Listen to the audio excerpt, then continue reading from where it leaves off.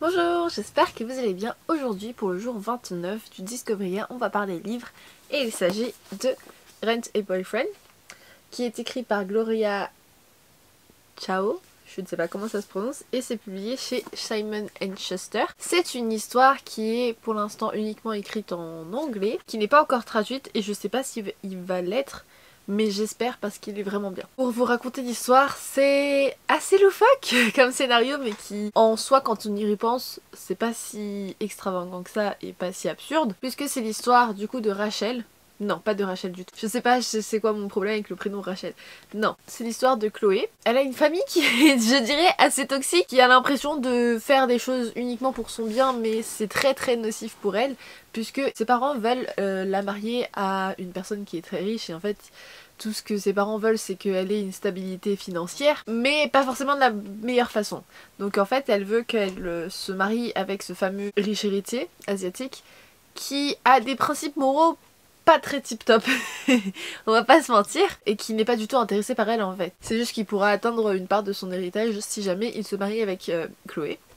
Et donc Chloé, ce qu'elle va faire, c'est de louer en fait un petit ami, le temps de retourner en fait à voir ses parents durant Thanksgiving. Et ce faux petit ami du coup va c'est vraiment le principe de louer, de location d'un idéal type. Elle va du coup remplir un formulaire pour expliquer sa situation, comment il faut se comporter envers ses parents pour gagner des points, etc. Et du coup, uniquement le temps de Thanksgiving, ils vont prétendre être ensemble. Donc c'est un scénario de fake dating, c'est ça l'histoire de base. Sauf que forcément, il se passe beaucoup plus. On est vraiment révolté par les principes de ses parents, que en fait on se sent désolé qu'elle ait à vivre ça et qu'on se rend compte aussi que c'est des choses qui arrivent dans la vraie vie. Et même le fait de louer un petit ami, enfin je sais qu'en France ça paraît dingue et que dans d'autres pays francophones aussi, mais c'est pas si dingue que ça en Asie, parce que du coup il y a énormément la pression, enfin je pense que c'est pas uniquement la culture asiatique, mais je sais qu'en Asie c'est vraiment une pression de ouf de trouver un petit ami idéal qui gagne beaucoup, qui fasse des études prestigieuses, qui travaille dans une compagnie prestigieuse, etc. etc. Et il y a ce fameux nouvel an chinois, je parle de la culture que je connais, où bah c'est le moment où vraiment toute la famille, les cousins, les tantes, les oncles, vraiment tout le monde se rassemble le temps d'un repas, et c'est là que tout le monde va surenchérir sur qui a le meilleur copain, qui a la meilleure situation financière, qui a le meilleur statut social, etc. etc. Et donc forcément qu'il y a une énorme pression parce que tout le monde a demandé et alors est-ce que t'es marié, est-ce que t'as des projets d'avenir, est-ce que tu penses avoir des enfants, est-ce que t'as je sais pas combien de voitures, etc. etc. Et donc je comprends que ça pousse à louer des petits amis le temps d'eux, histoire de pas être un peu la risée de la famille et d'être la honte de toute la famille, parce que quand on n'a pas de copains ou quand on n'a pas de maison et de projets d'avenir sur les 25 prochaines années, on est une honte. C'est tout un univers qui me parle moi personnellement. Il y a des mots qui sont écrits, enfin romanisés, donc c'est écrit en lettres romaines, mais c'est du coup du chinois.